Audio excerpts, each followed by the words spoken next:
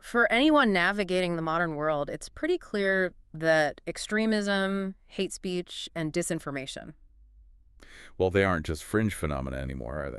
Not at all. They've really found a comfortable home on our social media platforms. Yeah, weaving themselves into the very fabric of our online lives. Okay. It's a challenge we see playing out every single day. Definitely. You see tech giants, governments, even small community groups constantly grappling with it, trying to safeguard online communities. It's a huge task. Okay. So today we're embarking on a deep dive into this incredibly complex and frankly vital world of online counter-extremism. Right. Specifically, we're going to unpack the pivotal role of strategic communication in preventing and countering violent extremism, or PCVE, especially in this digital age. And our primary source material for this, it's from a really groundbreaking work. Yes, titled Strategic Communication in CT Zamir Connor 2025. It lays out this comprehensive framework, trying to bridge that often wide gap between, the theory and the actual practical application. A gap that definitely needs bridging in this field. Absolutely. So our mission today is to explore how these strategic communications efforts are not just designed, but also delivered, and crucially, how they're measured. Yeah, the measurement piece is key and often really difficult. Totally. We'll look at how traditional communication theories are being sort of radically challenged by the internet. Because the old models just don't quite fit anymore. Exactly. And why our understanding of human behavior and socialization is just fundamental here. And we'll look at what real-world projects like Abdullah-X, Meta's Counter Conversations, and Google's Search Redirect have actually taught us. Some fascinating case studies there with real insights. Definitely. Get ready for some surprising facts and maybe a few genuine aha moments, because understanding this, it isn't just for policymakers or academics, right? No, it's relevant for everyone. It's about making sense of the information landscape we all live in, Yeah. and maybe thinking about how we can contribute to shaping it more positively. Okay, so let's start with the landscape itself. The source material really hammers home how extremism, it's found everywhere, sometimes unexpectedly. But the internet is definitely not one of those unlikely settings. Right. Online extremism, hate speech, disinformation. They are truly at home on social media. It's pervasive. Absolutely pervasive. It's not just a passing thing. It's fundamentally reshaped how these dangerous ideologies spread and, crucially, how they recruit. And this creates that incredibly difficult balancing act for the big tech companies, doesn't it? The source calls it a quadrilemma. That's a great term for it, the quadrilemma. Because they are caught between so many conflicting pressures. It's immense. So what are those pressures exactly? Well, imagine being in their shoes. On one hand, you got governments, lots of them, all over the world, demanding censorship, demanding immediate content takedowns. Direct pressure to combat the narratives. Right. But then on the other side, you have this huge user base. Millions, billions of people who often demand more and more unregulated content. Driven by, what, free speech ideals? Or just wanting to see whatever they want? It's a mix of things. Open expression, sometimes just consuming whatever catches their eye, regardless of its nature. That's a huge tension right there. And that's only two sides of it. Exactly. Then you have the core corporate drive for profitability, which often means maximizing user engagement. And the uncomfortable truth is sometimes the really controversial stuff does drive engagement. It often does. And finally, there's this perceived need, maybe a very real need, to take social moral responsibility seriously, to protect users, protect communities from harm. Wow. So they're constantly juggling government demands, user demands, profit motives, and ethical responsibility. It's a quadrilemma. It means they're in this constant, often impossible feeling struggle, trying to balance these conflicting demands without alienating anyone, critical users, governments, shareholders. So it's way more complex than just hitting delete. We're talking huge economic, social, ethical forces. Absolutely. But within this really challenging landscape, there's been this significant effort emerging, especially over the last decade or so. Which is? The design and dissemination of counter-narratives online. Okay, counter-narratives. What exactly are these, and how do they fit into this strategic communication idea? What's the core concept? Counter-narratives are basically strategic communications. They're designed with a very specific goal: to reduce the allure of extremist ideology, its narratives, its recruitment tactics. So trying to make extremism less attractive. Exactly. The ultimate goal is to influence behavioral shifts away from violent extremism. Think of it like offering an alternative story, a different path. A positive alternative. Hopefully, yes. A compelling, positive alternative for those individuals who might be susceptible to the extremist messaging. And it's not just the tech giants doing this work. Right, the source mentions community groups too. Yes. Community sector organizations play an absolutely vital role. They bring that grassroots understanding, that crucial cultural know-how to these counter-extremism efforts. They often have the trust and the context that big tech might lack. That makes sense. You need that local insight. So it's a multi-pronged approach trying to change minds, or at least behavior. This must fundamentally challenge a lot of the older communication models, right? Oh, completely. Because conventionally, you'd think of communication as, one way. Sender to a passive receiver. The internet blows that up. That's precisely it. Traditional strategic communication was largely built on that premise. A passive audience.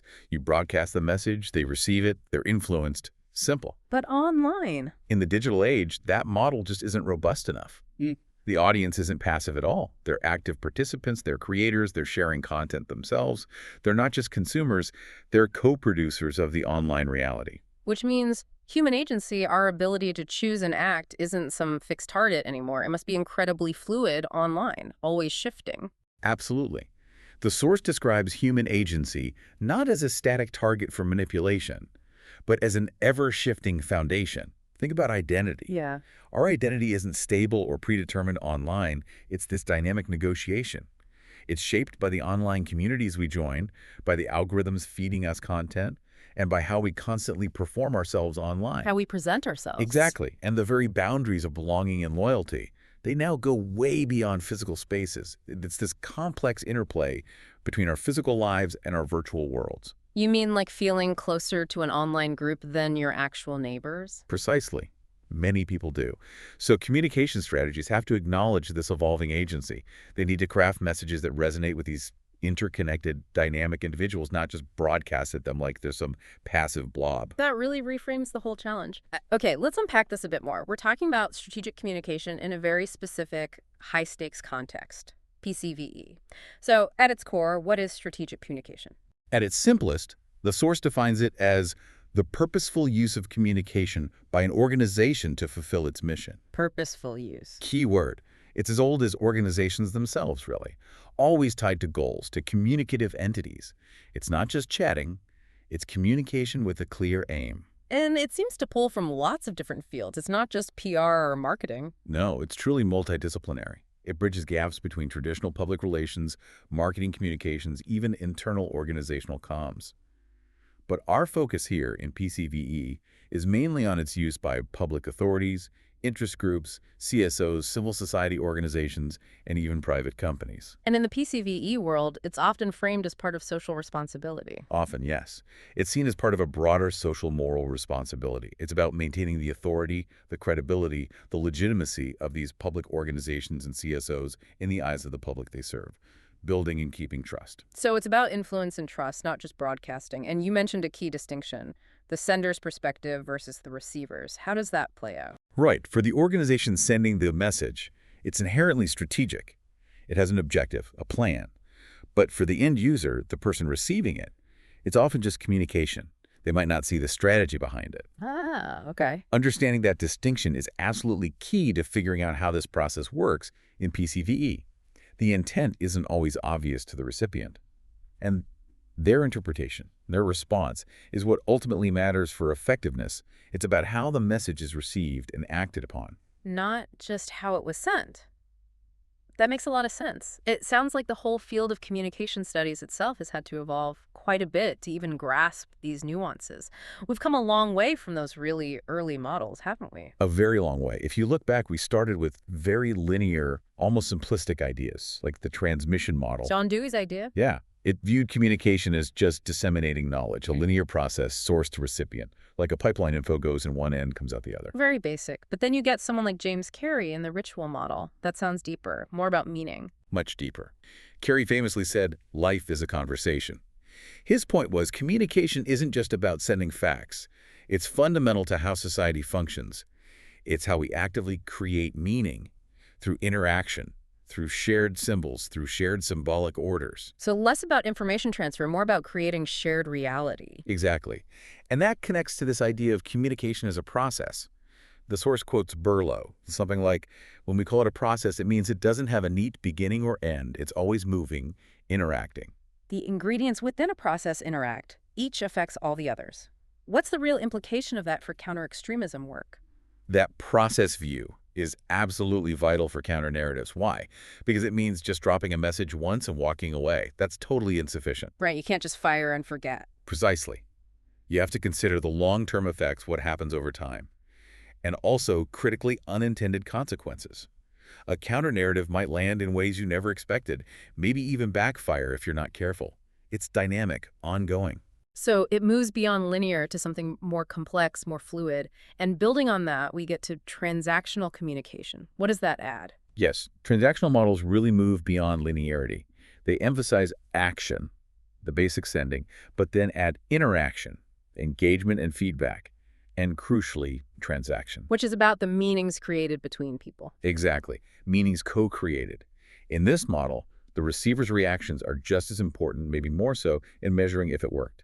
A person is simultaneously sending, receiving, responding. It's a dynamic two-way street. And within this co-creation, symbols and meanings are huge, which brings us to semiotics Ludwig Wittgenstein. The idea that symbols don't have innate meaning, we create it collectively. How's that critical for PCVE? That's the core idea of semiotics, yeah. Symbols themselves, no built-in meaning. Meaning is created through attachment via language, culture, customs shared in our lived social experience. Communication is fundamentally symbolic. Using signs with arbitrary links to what they refer to. Right. And this leads to thinking about communication in two ways. Is it primarily a social activity between people? Or is it about intention?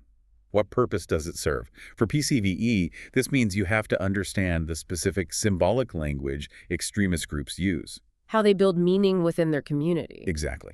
And then figure out how to counter that with new, impactful, resonant symbols that convey a different set of meanings and values. It's fundamentally a battle over shared meaning fought with symbols. That really puts into perspective how deep this runs. Okay, if we're trying to influence behavior with strategic communication, what models are actually being used to understand and predict that?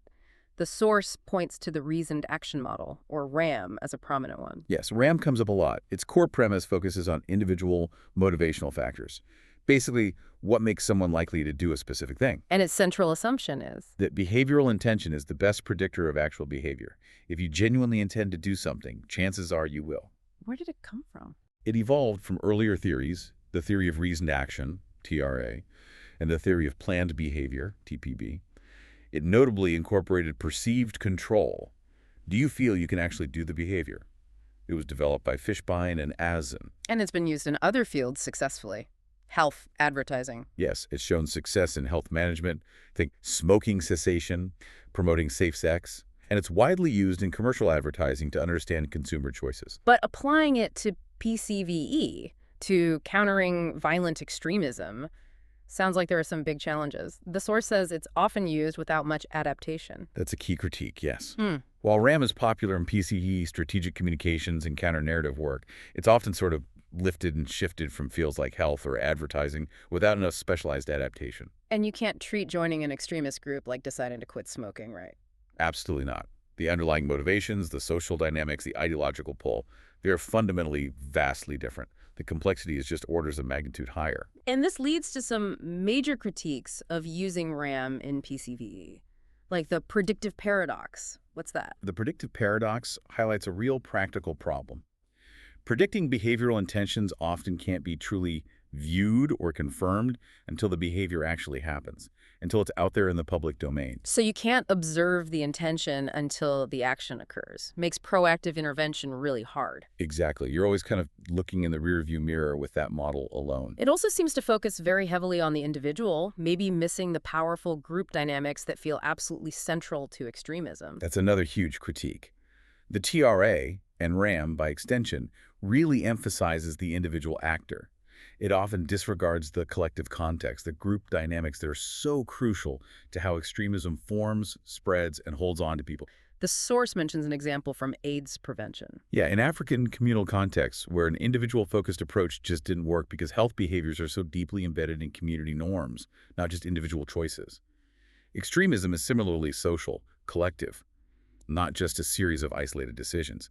And if it assumes this simple linear causality A leads to B, then it must struggle to explain why different people react so differently to the same thing, like the same radicalizing content online. Exactly. It assumes a kind of causal linearity that just fails to capture the incredible complexity and dynamic interaction between practice, beliefs, social norms, all of it. It can't easily explain why two people exposed to the exact same extremist video might have totally opposite reactions. One walks away, the other dives in. RAM alone struggles with that divergence. And finally, a really big one, emotion. The source says RAM largely overlooks emotion, which feels fundamental to being human, especially in extreme situations. It's a critical, almost glaring omission. Extremist ideologies often tap into incredibly powerful emotions: anger, grievance, injustice, that deep desire for belonging or significance. Things that aren't purely reasoned. Not at all. Without properly accounting for emotion's role, RAM's ability to truly predict or influence behavior in these highly charged, ideologically driven contexts is significantly limited. Human behavior, especially here, is rarely purely reasoned. So RAM might be useful for simpler behavioral nudges, maybe, but it really falls short in grasping the complex, emotional, social drivers of radicalization. That's the core takeaway, yes. It highlights a significant gap. And that leads us nicely into socialization theory, which the source suggests offers a more nuanced lens. So, what's the basic idea of socialization here? How we learn the ropes of society, essentially. Pretty much. Socialization explains how individuals acquire their role by fulfilling the requirements defined by the social system they're in. It usually has a normative element, assuming it's beneficial once you're socialized. It's how we learn to be members of society, internalizing norms, values, expected behaviors, the whole process of cultural transmission. And thinking on this has evolved too, from Parsons' idea of positive socialization Where it's all smooth integration. to Merton's anomie, where societal goals become dysfunctional for people who can't reach them. That sounds really relevant for marginalized groups. It absolutely is. Merton's anomie, that state of normlessness or breakdown, hinted at the psychological effects of social processes, leading towards social psychology. People like Danziger, Brim, Wheeler talked about challenges for immigrant societies, for example. Maybe struggling to fully socialize into the host society's norms due to barriers. So it's not always smooth sailing. Not at all. It involves identifiable norms and values transmitted by formal agents, family, school, and informal ones, peers, mass media. We learn from everywhere. But the classical view sounds a bit like that old transmission model again, one way. Norms are offered, hoping for passive acceptance. That's the limitation, yeah. It often assumes this one-way flow, agent to individual, rather than a transactional one where individuals actively interpret, integrate, maybe even reject these norms. We're not just empty vessels. Exactly. Which is where modern interpretations of socialization and agency become so important. They recognize individuals have agency, they participate actively. This brings us to Anthony Giddens and his structuration approach. This sounds really dynamic. He says structures are generated, sustained, and altered by our actions. A symbiotic relationship. Can you give a quick online example? Sure. Giddens' idea is that individuals aren't just shaped by society, they actively create and alter social reality through everyday practices. Socialization is this continuous interplay. Not passive acquisition. Right. Online, think about user-generated content platforms. Structure. The platform's rules, its algorithms, how it looks, influences what users post. But the collective behavior of users, what they share, how they interact, fundamentally shapes and can even change the platform's culture and norms over time. So the users shape the platform as much as it shapes them. In a way, yes. It's that constant loop. A platform might start with one purpose, but user behavior can totally morph it. And Pierre Bourdieu complements this with social agency and habitus. Our behaviors are influenced by our habitus learned dispositions shaped by our social context. How does this build on Giddens? Bourdieu's habitus emphasizes how we internalize those social structures. It's the ingrained way we perceive, think, act, shaped by our past experiences in our social world, almost unconscious predispositions. Like ingrained habits of thought and action? Kind of. So, combined with Giddens, it shows that while our agency lets us shape structures, our choices are always framed and influenced by these internalized structures from our background. It helps explain why our upbringing affects our choices, even online. Now, critical theory, especially through Zygmunt Bauman, really challenges the nice, tidy view of socialization. Bauman talks about dominant ideologies, media, consumer culture shaping us, sometimes perpetuating repression and inequality. How does this view help us understand the online world differently? Bellman's concept of liquid modernity, the idea that modern life is fluid, unpredictable, aligns perfectly with the postmodern idea of a shifting social landscape online. But where Bourdieu explains how structures get internalized, Bellman asks whose interests those structures serve. Ah, the power dimension. Exactly. He argues socialization isn't always positive or unifying. It can be a tool for power systems to maintain control, reinforce inequalities. This is super relevant when you think about how extremist groups use media and online narratives to shape beliefs, often positioning themselves as the truth tellers against a corrupt mainstream. And speaking of truth, postmodern socialization with thinkers like Lyotard and Foucault focuses on fractured identities, multiple viewpoints, fluid institutions. Lyotard's incredulity towards meta-narratives challenging big universal explanations sounds so much like the alternative facts thing we see constantly now. It absolutely does. Lyotard's idea directly connects to the rise of radicalized narratives that often present their own alternative facts against what they dismiss as mainstream universal facts. It's a battle over what's even considered true. Precisely. And Foucault's power knowledge concept, how power and knowledge are intertwined, used to control people, is crucial for understanding that tension between mainstream norms and radicalized norms. The radicalized often reject the mainstream's claim to truth entirely. This framework helps us see how individuals navigate identity when truth itself is contested, which links directly to the appeal of radical narratives offering seemingly coherent, if distorted, alternative realities. So it's a constant battle over narratives, over whose story wins. Interestingly, Francis Fukuyama's work on liberal democracy as the end of history offers a real contrast to all this deconstruction. What does he add? It is a stark contrast. Fukuyama's view isn't strictly socialization theory, but it's a macro-level counterpoint. He suggests certain political ideas ultimately best address universal human aspirations, implying a kind of desired social order. So it brings back the idea of underlying human needs. In a way, it adds another layer when we think about why certain narratives, including extremist ones, gain traction. Perhaps they promise to fulfill some deep human need for recognition, justice that the current system is seen as failing to provide. It suggests that even if structures are fluid, there are underlying human desires that radical ideologies might tap into and exploit.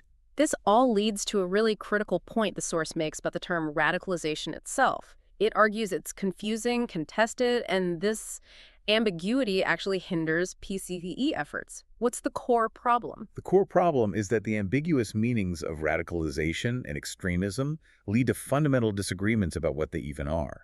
This makes effective PCVE incredibly difficult. If you can't agree on what you're fighting. Exactly. These terms are subjective, politically loaded.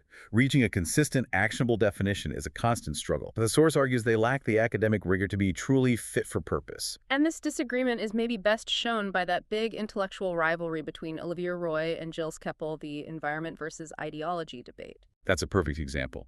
Kepel emphasizes environment, structural factors, broader societal issues, even religion itself as primary causes. Roy focuses more on individual social psychological drivers. But the source argues for a mix. Yes, it argues for a more integrated view. No individual journey happens in a vacuum. Without constructing narratives and structures, ideas, meanings, it's always an interplay between the personal and the societal. It's never just one thing, but the debate pushes for simple answers. And Dawson's 5 considerations break down the practical problems. Specificity, profiles versus processes, multi-factor approach, heterogeneity, lack of primary data. It sounds like the concept is just too messy to be truly useful analytically. It is unwieldy. The fundamental critique, as Paul Hedges notes, is that radicalization does not adequately address the needs of CT efforts. It's not an end in itself. It tries to explain complex socialization processes, but lacks academic legitimacy without more rigorous multi-level analysis. Like the specificity problem. Right. Many proposed causes aren't specific enough to explain why some people become violent extremists and others don't, even when facing similar circumstances. It's too broad a brush for precise diagnosis or prediction. And if radicalization isn't fit for purpose, then deradicalization must also be conceptually flawed. The source suggests these terms were almost created to meet PCVE needs, rather than emerging from solid research. That's the core argument. If the foundation radicalization is weak, without clear entry-exit points, then deradicalization, implying a neat reversal, lacks empirical backing for understanding individual choice. The suggestion is both concepts were largely developed in response to urgent policy needs, post 9/11 for instance, rather than growing out of long-term empirical study. Which means they might struggle to distinguish accurately between, say, deep religious belief or political dissent and actual violent extremism. That's a major concern, yes. The lines can become blurred when the concepts themselves aren't precise. This raises that question. How much is psychology versus ideology? Fukuyama suggests radical ideas only gain power if they tap into mass concerns. Ideologies aren't just born from social conditions alone. Right.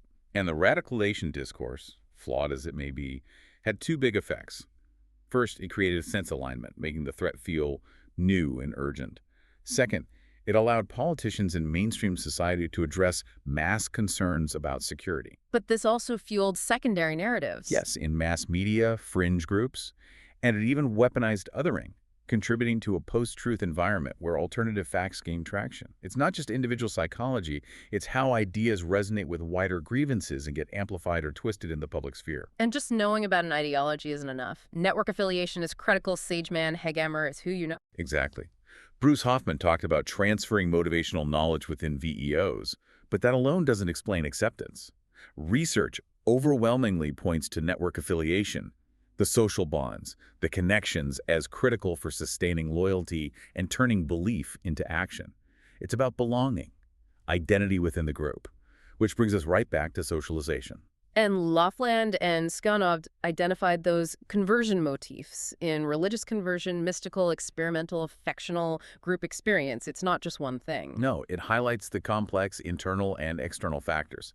And this lack of conceptual clarity is especially tough when trying to understand radicalization in diaspora communities subject to CT laws, where cultural and identity factors are incredibly complex and easily misread. The source notes identity, belonging, culture are seen as critical, but often viewed through a Western lens of conformity versus heritage. Yes, which can significantly oversimplify the intricate dynamics at play for individuals navigating multiple cultural identities. Okay, so if radicalization is problematic, what about de-radicalization? The source calls it pointless if radicalization itself is weak, implying a reversal process but lacking evidence on individual choice. It's a fundamental flaw in the framework. If radicalization isn't robust, without clear, empirically verifiable stages, then de-radicalization, implying a direct reversal, also lacks solid empirical evidence for proving individual choice or agency. The argument remains that both concepts were arguably created for policy needs rather than emerging from rigorous research. So maybe we should think of de-radicalization more as a form of resocialization, returning someone to their previous social reality rather than flipping a switch. Precisely. The resocialization hypothesis suggests de-radicalization is really about realigning an individual with mainstream or previously held social norms and values, a return to a different social reality. And this is where things like disengagement, desistance, and recidivism become important. And former extremists play a key role. Yes, those are important subcontext. And the testimony of former extremists is invaluable here. They often point to two critical processes: socialization and persuasion.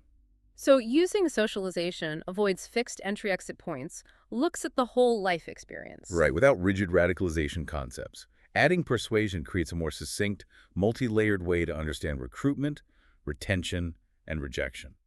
It allows for a fuller picture, considering the entire life experience. Acknowledging identity, belonging, culture are key. Yes, though often framed, as we said, through that potentially limiting Western lens. And all this is happening while tech changes incredibly fast. Virtual communities evolve, creating this huge knowledge gap in understanding how online PCVE actually works. That's a massive challenge. The lack of clarity on contemporary online practices, their effects, and few theory-driven analyses means we're often flying blind trying to catch up. Which brings us to a proposed solution, a framework to navigate this complexity. Okay, let's dive into this proposed solution. The Socialization and Reasoned Action Strategic Communications SoRaSCo model. This is framed as a comprehensive way to bridge that gap between theory and practice in PCVE.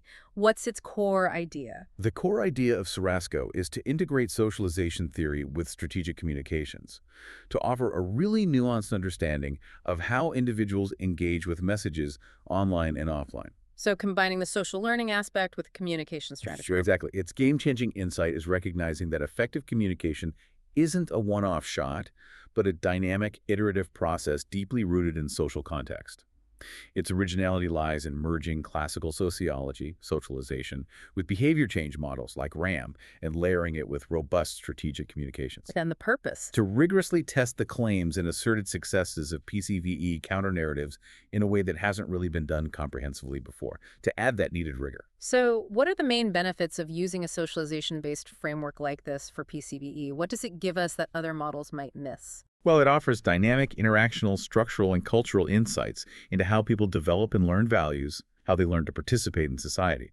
A much more holistic view. These categories sound crucial for understanding extremist pathways. They are pivotal, yes, for addressing the deep conceptual and practical processes needed to really get a handle on extremist pathways and individual nuances. It offers perceived benefits over the currently favored radicalization discourse approaches, which, as we discussed, have significant limitations. But no model is perfect. What are the acknowledged criticisms of socialization-based approaches? Where might SoRaSCo fall short? Good question. Critics argue it might overemphasize the social learning and communication aspects, potentially downplaying other key factors. Like personal grievances, psychological issues, economics, geopolitics. Exactly. It's not the only factor. Also, a lot of the evidence often comes from self-reporting by radicalized individuals. Which can be subjective, maybe even manipulated, a data reliability issue. Definitely introduces potential bias. Plus, effective research on digital platforms needs massive amounts of data, raising huge ethical issues around privacy and surveillance. And just engaging with extremist narratives academically poses ethical and safety challenges too. And it might focus too much on non-state actors. That's another point, often overlooking the role state actors or institutions might play in fostering extremism, especially in conflict zones. So not a silver bullet, but still valuable as part of a bigger picture. Absolutely. Despite criticisms, these models are incredibly valuable for building a broader, multifaceted understanding. They just require further development and should be used alongside other perspectives.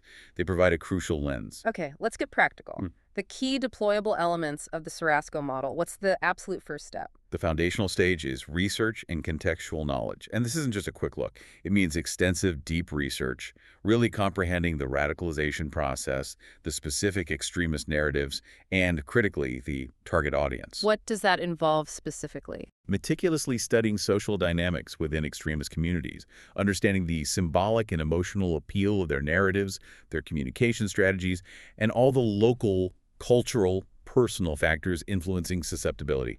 It really needs an interdisciplinary view, where socialization theory and strategic comms provide that depth often missing from quick-win approaches. And within that research, audience segmentation is vital, like marketing, basically. Precisely. You have to segment the audience. By age, radicalization level, are they just curious or deeply involved? Socioeconomic status, location, psychological profile, online behavior, specific grievances or motivations. You absolutely cannot create a one-size-fits-all message. It has to resonate deeply with specific groups. Okay, deep understanding achieved. Next step, counter-narrative development and testing. Right. Here you develop and, importantly, rigorously test counter-narratives that directly respond to the appeals of the extremist messages. What should these messages do? Provide credible, positive alternatives to the grievances extremists exploit. Promote tolerant, inclusive values. Actively debunk misinformation with clear, verifiable facts. And the key is using language, symbols, media formats designed specifically to resonate with those segmented audiences. Tailor the message to the receiver. Then you need to get it out there effectively. The platform approach. This involves figuring out the best platforms for dissemination, always considering where the target audience segments are most active, and equally, where extremist narratives are spreading most effectively. So not just the big platforms. Could be major social media, sure. Yeah. But also niche online forums, encrypted messaging apps, maybe even carefully chosen offline channels. SoRaSCo explicitly acknowledges how key online platforms are in digital radicalization, so platform choice is critical. And given the scale of this, cooperation and advocacy must be essential. No one entity can do this alone. Absolutely not. This means deep collaboration with tech platforms, maybe sharing anonymized data for research, joint initiatives, creating industry guidelines for handling extremist content, building a united front, technology and human expertise working together. And finally, the crucial part, knowing if it's working, monitoring and evaluation. Yes, and this has to be cyclical and iterative. For ongoing enhancement of the counter-narrative initiatives, it stresses the need to constantly adjust to evolving circumstances, new extremist patterns, input from the target audience. It is absolutely not set it and forget it. It's a continuous learning loop. Which leads directly into iteration and enhancement. This model isn't static. It's built to be dynamic. Yes, it strongly emphasizes ethical adherence at every single stage. Data privacy, preventing harm, maintaining credibility. The goal is a sophisticated, flexible, responsive strategy. It underlines the need to address both the social and communicative aspects of extremist narratives for impactful, contextually right tactics. And user engagement is key for behavioral change elements. Critically, those elements only gain real meaning through genuine user-based engagement in the design and delivery. SoRaSCo is meant to be iterative, cyclical, not linear. Because radicalization is complex and dynamic, the counter-narratives have to be too. That really brings the theory to life. Okay, let's talk real-world applications. The Abdullah-X project, AX, described as a pioneering online intervention. What were its origins? What problem was it trying to solve? AX was an internationally recognized pilot, yeah. Came from grassroots around 2010, 2012. Truly pioneering in its approach. It aimed to solve a very clear problem. Extremist narratives were everywhere online, often really engaging, persuasive. While credible counter-narratives were scarce. Exactly. Barely existed. AX saw this gap and went bold, used animated video, a slick but grainy style, and the central character, Abdullah-X. So who was Abdullah-X? What was his message? He sounds relatable. He was depicted as a streetwise Muslim teenager. Strong sense of self, identity, place. His tagline was brilliant. Mind of a scholar, heart of a warrior. Okay, I like that. Championing knowledge, intellectual strength as the real weapons against struggles, disinformation, distortions of faith, designed to be relatable, credible, authentic to his audience. And who was that target audience, and what were the core narrative aims? Specifically designed to engage UK Muslim youth, mostly male, use soundbite-based video, audio, written content on YouTube, Twitter, now X, Facebook. The core aims were threefold.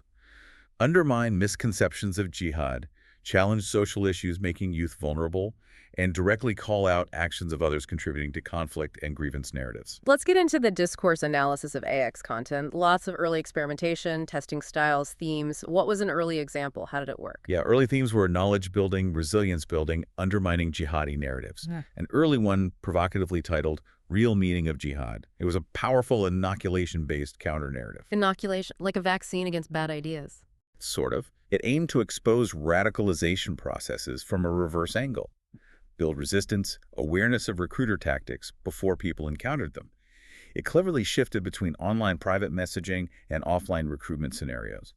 Dual function, build awareness, foster resilience, and engage those attitude behavioral considerations. You can really see the conceptual footprint of the reasoned action model there. That's fascinating. And it sounds like they weren't afraid to tackle sensitive stuff head-on, even using theology. That's bold. They absolutely were. This video openly used critical Islamic texts to directly challenge and refute jihadi interpretations of classical sources.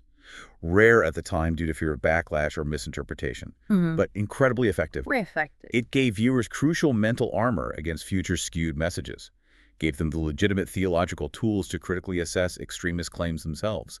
Empowerment through knowledge. Another powerful example, 5 considerations for a Muslim in Syria. Shorter, less polished, voice narration. Tell us about its narrative and strategic communication. Right. Under 3 minutes, fewer scene transitions. AX offered this reportage-style commentary with stock footage.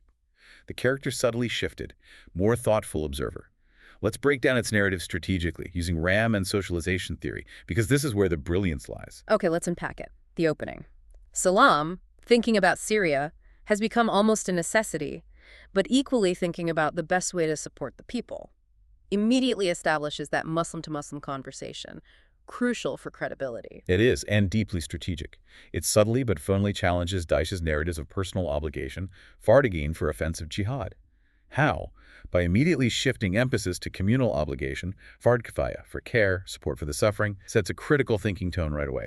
Frames it as complex, needing careful thought, not impulsive action, targets gender-neutral youth at risk, positioned from common faith, builds trust. Then the 5 considerations. First, have you thought about the actual needs, especially women and children, humanitarian emphasis? Appeals directly to empathy, makes the conflict real, personal, focuses on the most vulnerable victims, grounds the abstract conflict in concrete human terms. Consideration 2. If you have, then do you genuinely think that going out there to fight will affect those suffering positively?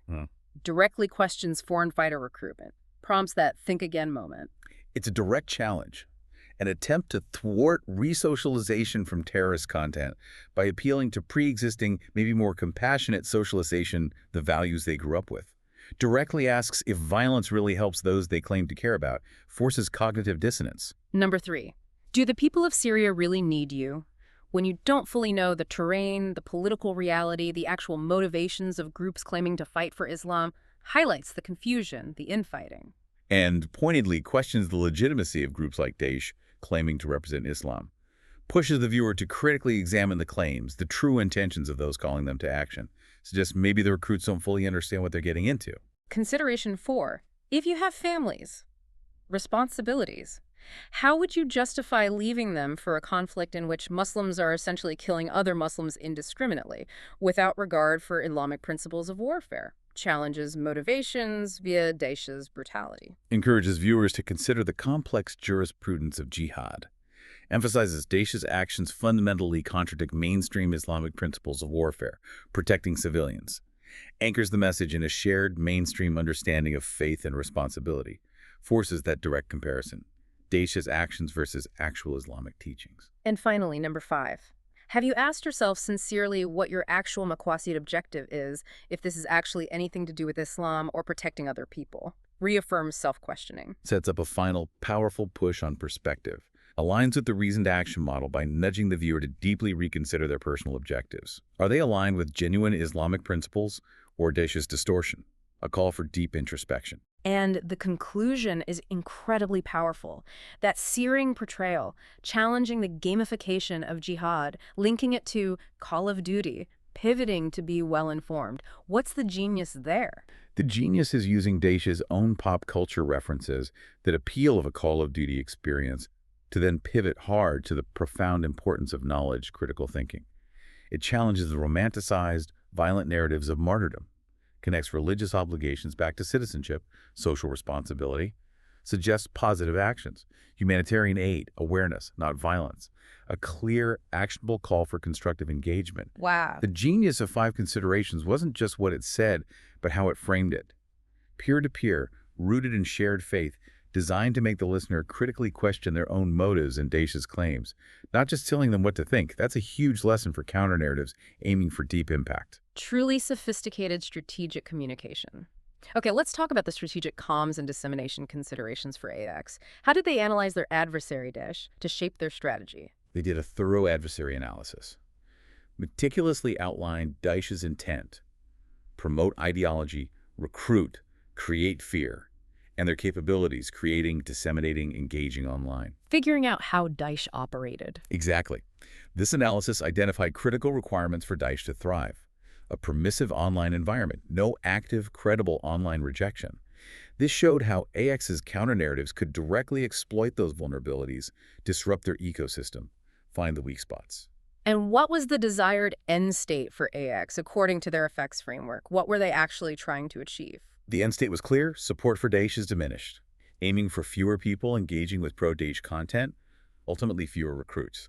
This required 2 decisive conditions: a less permissive online environment for Daesh and greater active rejection of the Daesh narrative by online communities. And the objectives to get there.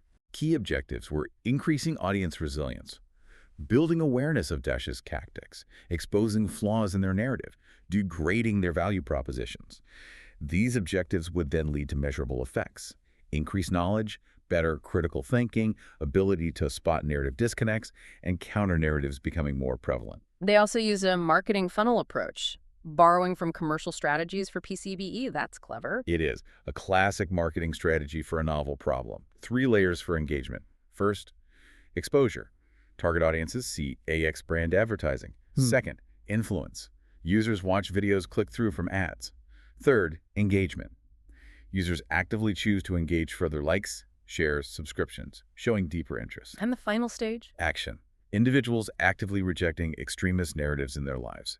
Sentiment creation, positive feelings towards the counter-narrative was a natural outcome of this progression. And audience targeting and segmentation must have been absolutely crucial, given the different reasons people might look at extremist content. Absolutely vital for undermining Daesh.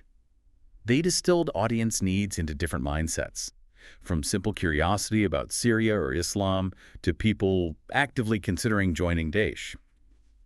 And the online environment, where normal social controls are often weaker, made this highly segmented approach critical. Tailored messages for different stages of vulnerability, not a blanket approach. They really leveraged Google AdWords tech in interesting ways. Can you give some practical examples? Sure. For search engine results, custom AX ads would appear high in Google searches for terms like learn about Islam or jihad meaning, redirecting curiosity towards credible counter-narratives right away. Intercepting them early. Exactly.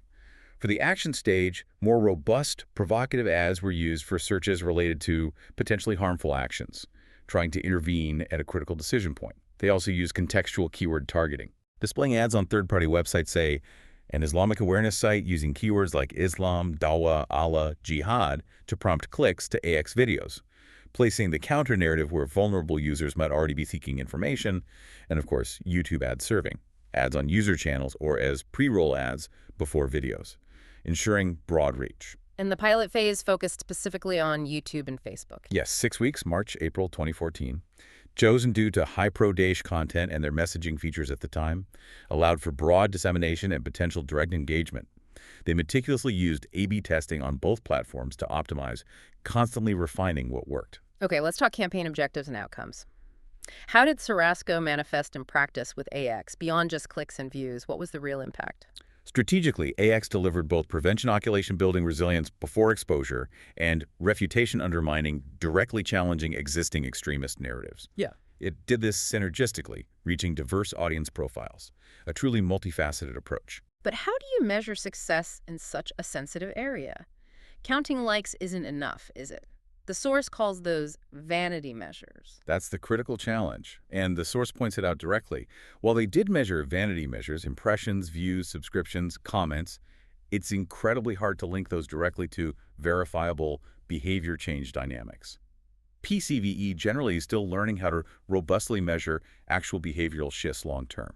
But AX did show some quantitative results. Yes, it did demonstrate specific, impressive quantitative outcomes for views, subscriptions, comments for its time, showing reach and initial engagement, which is a big step then. Okay, here's where it gets really impactful. Tell us about User Journey A, that hypothetical example showing tangible impact. User Journey A describes this young man, 18, London, searching for identity, belonging, loyalty. He was consuming pro-Daesh content, developing beliefs and attitudes based on it. Getting drawn in. Right there, the AX5 considerations video intervened at a critical point. It caused him to fundamentally reconsider his perceived controls, norms, beliefs about Daesh. And eventually, he switched from seeking jihadi content to watching exam technique videos. Wow. That's a tangible shift. A huge measurable shift.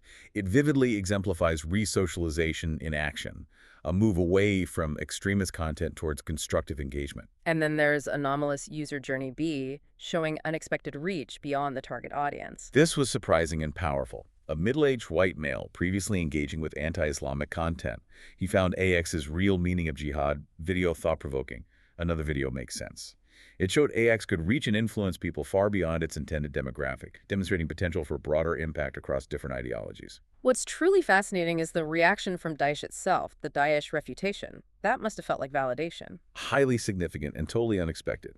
A massive 5,000-word refutation of AX's 5 considerations video issued by a Daesh representative in Syria shared online. They felt compelled to respond directly. Exactly.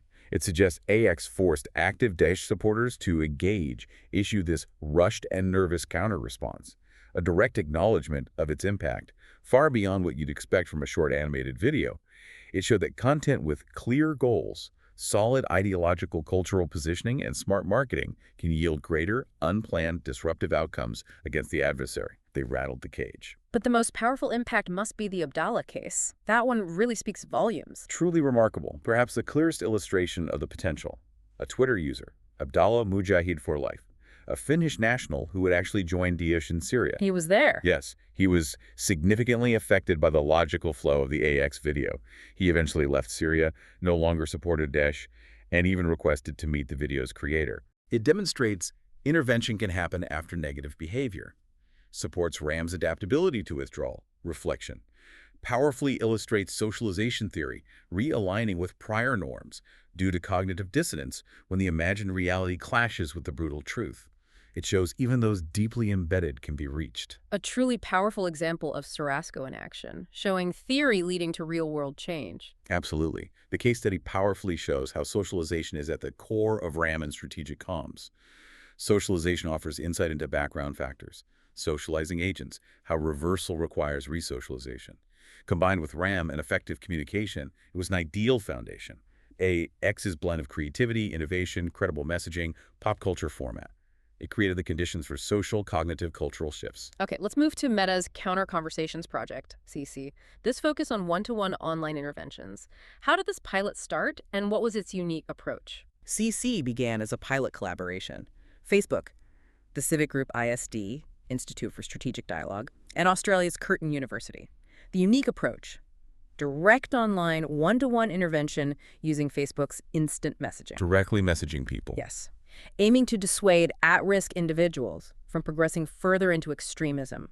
A direct personal intervention, placing it firmly in the prevention sphere, like an early warning system with a personal guide. And they used a unique group for these interventions, not just counselors, but former extremists.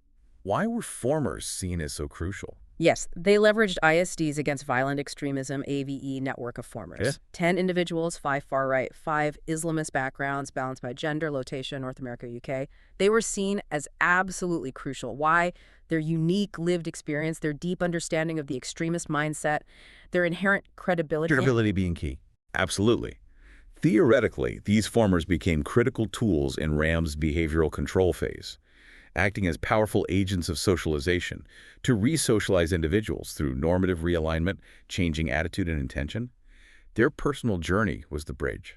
How did the logistics work? Were they volunteers? Anonymous? They got a small payment, about $100 a month. Critically, they could remain anonymous, protecting their identity. Use new Facebook accounts monitored by the project team for safety, consistency. And how are they matched with people? Quite specifically, based on geolocation, age, gender, common page likes, follows, aiming for some personalization even though it was essentially a cold calling scenario online. Let's look at the project outcomes and analysis through the SoRaSCo lens. What were the engagement metrics like? Did people respond? Engagement was impressively high. 60% of messages sent were confirmed received by Facebook. And remarkably, 59% of recipients responded in some way, even just changing privacy settings or blocking, showing the message got a reaction. That's much higher than typical cold outreach like emails. Significantly higher. Average unsolicited email response is under 30%. Shows the power of personalized, direct outreach, even if unexpected. And there were those interesting response rate differences between far-right and jihadi Islamist candidates. Yes, noticeable. Far-right candidates responded more, 63%, than jihadi Islamist, 42%. Potential reasons: maybe differing legal frameworks like U.S. First, Second Amendments, fostering a different online culture for some. Also, intense media coverage of Daesh then might have made Islamist sympathizers more cautious, suspicious. Applying RAM to this sounds like it had challenges, though. Lack of background info on participants. Absolutely. Lacked sufficient source material on their specific background, context, made it unclear at which stage of the RAM process behavioral intention, attitude, perceived controlling intervention actually happened. Limited precise behavior change analysis. Hard to pinpoint exactly where it was effective theoretically. But they did study message tone and content effectiveness meticulously. That must offer valuable best practices. What worked best? Absolutely. They found effective tones. High response rates were reflective, 75%, sentimental 83%, casual 83%. Things like, hey, you're an MMA fighter, or I understand, I know what you must be feeling. Very effective. And ineffective tones. Antagonistic or meditative were a 100% ineffective. Scholarly tones also did poorly. As for content, offer of assistance, 92% response. Personal story, 78%. Ineffective. Highlighting consequences, direct ideological challenges. So the key learning. Highly personal, non-judgmental help, often sharing personal stories. That was most effective. And keeping messages concise, 2 to 5 sentences got the most responses. It was about connection, not confrontation or lecturing. Human connection, not ideological debate. And anonymity versus credibility was another interesting factor. A fascinating dilemma. Anonymous profiles got slightly more initial responses, maybe lower perceived threat. But continuous engagement suffered. Some rejected anonymous providers. You could be anyone. Others actively researched known providers. Your life story is different. Highlighting that complex interplay. Perceived credibility versus the need for genuine trust and authenticity. Ultimately, the intervention was deeply social, wasn't it? That seems core. Indeed. Fundamentally a social process in an online social media context, intervention providers built social relationships. They acted as clear agents of socialization, trying to re-socialize people into mainstream moderate values.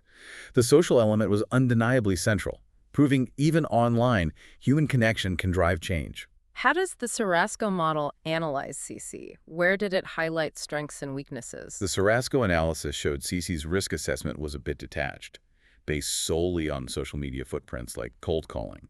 This gave the recipient too much behavioral control from the start, made the behavior change aim more hopeful than central within RAM. And the recipient's existing norms acted as inhibitors, making it harder than just delivering a message. They did.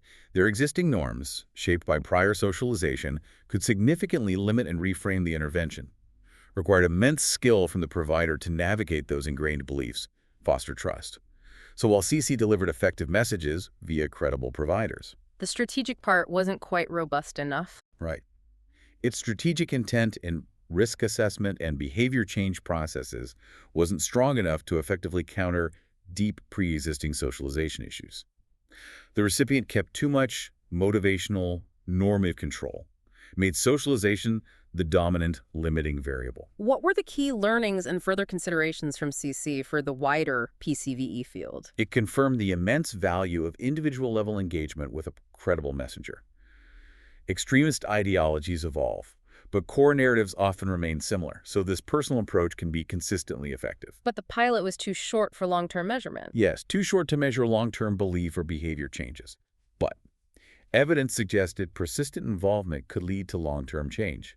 Like that candidate initially saying, "I don't need help," then a week later, "I need help if you can help me," shows potential cumulative effect. And this led to a second iteration in 2017. Larger scale, used machine learning. What did that show? Yes. Used NLP for automated candidate ID, diversify the provider network, survivors, professional counselors, develop more robust risk assessment. But interestingly, while professional counselors had more conversations overall, the former extremists were better at sustaining them, keeping the dialogue going. Interesting. What does that suggest? It highlighted a potential trend in PCV pre-projects, becoming more mainstream, generic, maybe to scale up or appear more professional rather than staying streamlined, nuanced, which can inadvertently dilute impact. Sometimes that unique, raw credibility of a former is just irreplaceable. Moving to our third case study, Google's Search Redirect Project, SR.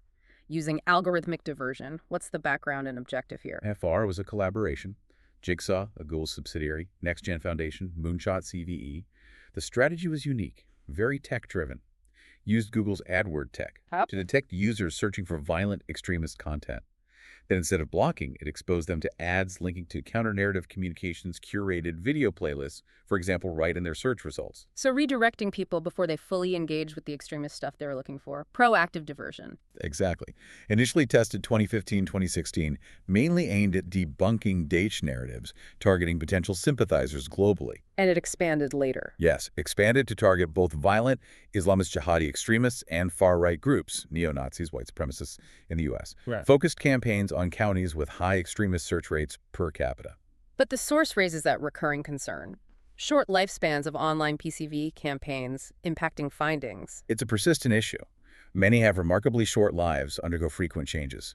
Compromises nuance, detailed findings. So even with impressive initial figures, 320,000 views, 500,000 minutes redirected content for SR, there are real concerns about reliability of long-term effects or sustained impact. Hard to know if behavior fundamentally shifted. This raises important questions about design and delivery issues for SR, particularly around the neutrality of algorithms. Users assume search results are objective, but SR intentionally inserts content. Does that cross a line? It's a fascinating, complex issue. Tech observer Kieran O'Hara points out users often assume search results are from a neutral algorithm. SR directly contradicts this, intentionally placing ads for the user's benefit to modify behavior, not the advertiser's usual commercial gain. It definitely raises the question, does SR overstep into exercising behavioral control? What are the implications for user autonomy, trust in search engines? And users adapt, right? They might learn to avoid SR tools if they're actively seeking extremist content, a cat and mouse game. They absolutely can adapt. If targeted ads only work if clicked, users actively seeking extremist stuff can easily bypass them. Refine searches, use different keywords, different platforms, encrypted channels. It becomes this ongoing adaptation game. The intervention can be sidestepped. And for those individuals seeking deeper things, identity, belonging, loyalty through extremism, a simple diversionary ad probably isn't enough. That's a crucial point. Someone seeking something more innate and powerful won't find it in just an ad. SR's diversion tactics may not help such seekers achieve their deeper objectives. They're often seeking something more visceral than an ad, can provide community, purpose, belonging. Strongly suggests the need for more holistic approaches. Which Jigsaw and Moonshot CVE seem to recognize, planning to integrate things like online therapy later. Definitely suggests recognition that SR needs more holistic parameters, better evaluation metrics for long-term effectiveness, including cognitive, behavioral, psychological dissonance factors. Points to understanding technology alone isn't enough for deep change. How does the RAM approach and socialization analysis apply to SR? Where does it highlight the limits of this tech-driven approach?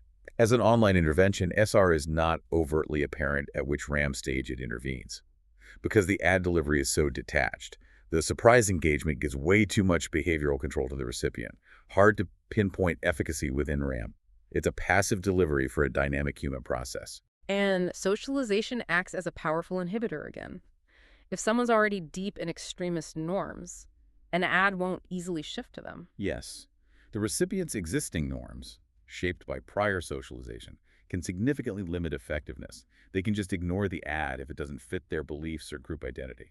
So there's a fundamental disconnect. SR seems to assume a cognitive opening can be created by one online communication, one ad. But the cognitive can't truly change without the social changing too. The narrative, the core beliefs, they only genuinely shift if the underlying social, environmental issues, the motivation, intention issues also shift. A single ad is highly unlikely to overcome deeply ingrained social realities and powerful motivations. It addresses a symptom, maybe not the root cause. And the source points to SR's over-reliance on vanity metrics over substance. What's the core problem with that for evaluating real impact? Critical flaw in many tech interventions. SR's over-reliance on vanity metrics, clicks, views, time spent severely limits RAM's behavior change perspective.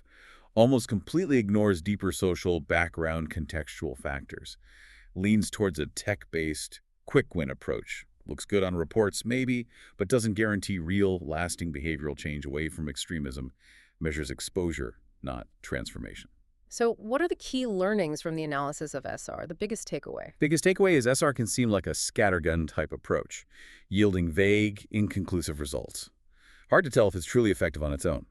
And a key finding of this research overall, ECVE counter-narratives will likely never be able to prove they alone counter the extremist narrative or the deep affiliation, belonging, loyalty it offers. Those are powerful human needs extremists exploit. Incredibly powerful. So SR is part of a larger menu of interventions, not a standalone solution. One tool among many.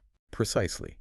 While still early to conclude fully, SR, and maybe CC2, functions mainly as prevention through diversion, contributing to a broader menu of interventions, not a standalone solution, a piece of the puzzle, not the whole thing. Its effectiveness likely amplified when integrated with other, more human-centric approaches. And there's even a risk of confirmation bias. Redirected content could be exploited by extremists, reinforcing their beliefs. A real and insidious danger. The redirected content, if not perfectly tailored or if misinterpreted, could inadvertently be used by extremists, leading to confirmation bias if it somehow reinforces their existing beliefs. It's a constant challenge. Design content that truly disrupts, not inadvertently confirms, radical narratives. Nuanced design is paramount. Okay, let's zoom out for some broader strategic communications and PCVE reflections. How should we understand these online efforts generally, given everything we've discussed? Ultimately, PCVE counter-narratives operate knowing end users aren't just passive. They're active participants with their own values. Agency. The goals. Promote genuine, positive alternatives. Combat support for VEOs. Achieve lasting behavior change through successful interaction, sustained engagement, a dynamic, two-way street. And there's a clear, ongoing need for best practices in this evolving space. What's being developed, what's still missing? Absolutely. Frameworks like Gamma Plus are being developed to try and standardize approaches. But there's a pressing need for more in-depth evaluation. Using rigorous peer-to-peer analysis, critical discourse, robust, ethically sourced data. To truly understand what works, why, and for whom, need to move beyond simple metrics to deeper insights. In terms of design and delivery of campaigns, what are the most effective tools and tactics being used today? Types of counter-narratives are varied. Alternative narrative creation, redirecting vulnerable users, one-to-one engagement with credible messengers, and that growing focus on pre-bunking or inoculation-style content. And the narrative elements themselves. Focus on relatable characters, compelling settings, clear plots, identifiable conflicts, and resolutions offering hope. Empathy, optimism, personal growth. These can be incredibly potent in deterring individuals. But that challenge of causality online must be immense. How do you prove this intervention caused that change? Incredibly difficult. Online identity, its compound effects. They inherently obscure clear causal ties to behavior. A robust strategic framework needs profound understanding of the problem, the audience, specialized expertise to even begin untangling those threads. Hard to definitively say intervention A caused outcome B due to all the other factors. So testing and iteration are absolutely key to any hope of success. That's where genuine success correlates. Rigorous testing is paramount. Focus groups are essential initially. But A/B testing like AX using varied thumbnails allows continuous comparison, iterative refinement, constantly learning, adapting, fine-tuning. And the network effect can amplify reach, turning audiences into participants. Yes. Audiences who embrace the counter-narrative can inadvertently or intentionally increase its reach to their own networks, becoming informal disseminators. That viral spread is incredibly powerful. And, of course, technological tools continue to play a massive, evolving role. Absolutely. Social media platforms themselves, advanced data analytics, increasingly sophisticated machine learning algorithms, crucial for detecting, mitigating extremist content at scale. AI is being deployed to identify radicalization indicators, evaluate interventions, constantly pushing the tech frontier of PCVE. I've been hearing more about pre-bunking or mental armor. Sounds proactive, defensive, rather than just reactive. It is becoming increasingly popular and potentially effective. A strategic shift from just debunking misinformation after it spreads to proactively preparing users, helping them recognize, assess, make informed decisions before or as extremist content appears. Kurt Braddock's work provides a blueprint for building this mental armor, equipping people with critical thinking skills. And finally, adaptive delivery, offline activities informing online interventions, a feedback loop between digital and physical. Allows continuous re-rendering of narrative tone, form to better meet audience needs. Feedback from offline engagements like community discussions or AX directly informs and refines the online content, makes it far more resonant, culturally appropriate, ultimately effective. When it comes to engagement, measurement, and evaluation, it's clear strategic intent demands robust measurement. But you've stressed vanity measures likes, shares just don't cut it for deep behavior change analysis here. What's truly critical is how often those commercial vanity measures are co-opted in PCVE. Likes, shares, impressions. They fundamentally lack the depth needed for true behavior change analysis. They simply don't capture nuanced subjective concerns like radicalization, deradicalization, long-term disengagement. A like doesn't tell you if someone changed their core beliefs. So campaign success indicators need to be much clearer, more profound than surface engagement. Absolutely. Requires clear, measurable campaign goals from the start. Deep understanding of target audience motivations, a defined theory of change, how is this intervention expected to work, and a robust effects framework with specific, measurable indicators of behavioral, attitudinal shifts, moving beyond surface metrics to assess deep impact. And how do campaigns handle negative feedback? Must be a tricky gray area trying to build trust while facing opposition. Often a very challenging gray area. Okay. However, resistance or pushback can actually indicate the campaign's persuasive presence. It's hitting a nerve, being noticed. A well-crafted tactical response can counter criticism, build trust. Unlike the binary, dissent-intolerant nature of extremist narratives, it's an opportunity for dialogue, not just a threat. What's fascinating here is the role of sentiment analysis in understanding the nuances of online engagement. Sentiment analysis identifies positive, negative, neutral sentiment. Can even pick up specific emotions, happiness, sadness, anger from text, urgency, goals too, advantages, real-time analysis, sorting massive data at scale, uniform criteria. But limitations too, especially with tone. Across cultures, sarcasm, idioms. Indeed, struggle significantly with tone in large data sets across cultures, often misinterprets sarcasm, irony, idioms. Neutral can be arbitrary, subjective. Discrete emotion theory emphasizes understanding feelings and the actions they prompt is crucial. So while measuring sentiment via methods like thought listing or surveys can provide nuance, it's still imperfect, especially for complex topics like this. And this leads to integrating semiotics with sentiment analysis for a more complete picture beyond just positive and negative to deeper meaning. Exactly. Semiotics studies symbols in cultural contexts. Applying it alongside sentiment analysis allows assigning deeper interpretive meanings to language, motifs, colors, phrases, icons based on shared cultural experiences. Vital for understanding culturally specific sentiment, navigating diverse interpretations of terms like conservative or justice in different contexts uncovers hidden layers of meaning. And crucially, participants' feelings, their sentiment, aren't always proof an intervention is working. Effectiveness isn't the same as positive sentiment, right? Critical distinction. Perhaps one of the most important takeaways from this whole deep dive. A positive emotional response doesn't automatically mean fundamental change in behavior or beliefs. Might just mean the message was well received, agreeable, but the hard, sustained work of behavioral, ideological reevaluation, that still remains. You must be cautious. Don't confuse positive sentiment with proven effectiveness. Okay. Today, we embarked on a really fascinating deep dive into strategic communications efforts aimed at countering violent extremism online.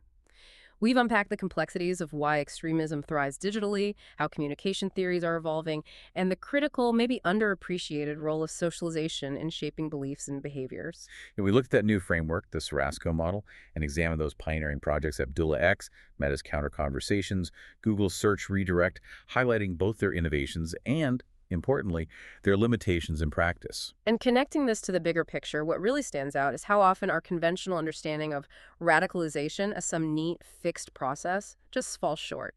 It really does. The source material makes a compelling case that it's often too broad, too focused just on psychology, and fundamentally fails to capture the nuanced, dynamic social processes involved, how individuals adopt or reject extremist narratives. So concepts like socialization and resocialization offer a more robust lens. A much more robust, accurate lens, it seems, revealing that becoming radicalized, and indeed de-radicalized, is fundamentally a social journey, a process of learning, belonging within a community, not just a purely cognitive or individual thing. So what does this all mean for us navigating the digital landscape? The fight against online extremism is clearly this ever-evolving, incredibly dynamic thing. Constantly changing. Technology is powerful, no doubt. But as we've seen, applying it in PCVE needs more than just those superficial vanity metrics and short-term wins. It needs deeply integrated, iterative strategies. Exactly. Strategies that fully embrace the complexity of human behavior, leverage credible, contextually rich narratives that truly resonate with people at different points in their journey. Which raises an important question for all of us, maybe. If social media platforms are where extremist narratives truly feel at home, then what new forms of digital empathy or virtual community can we as users, as shapers of the internet, foster? Things that are equally, maybe more compelling and engaging than extremist narratives. but without sacrificing individual agency or critical thought, that's the challenge. A huge challenge. So for your reflection, what aspects of the digital world, beyond just counter-narratives and algorithms, do you think hold the most untapped potential for fostering resilience and positive social change in this ongoing information battle? Something to definitely think about. Until next time, keep diving deep.